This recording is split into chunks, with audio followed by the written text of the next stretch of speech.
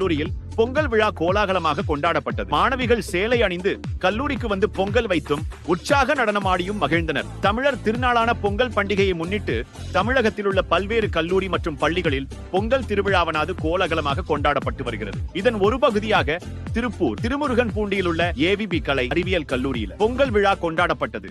கல்வி குழும தலைவர் ஏ கார்த்திகேயன் தலைமையில் முதல்வர் கதிரேசன், செயலாளர் லதா கார்த்திகேயன் ஆகியோர் முன்னிலையில் கல்லூரி வளாகத்தில் உள்ள விநாயகர் கோவிலிருந்து முளைப்பாரி மற்றும் மாவிளக்கு ஏந்தி மாணவிகள் ஊர்வலமாக வந்தனர்.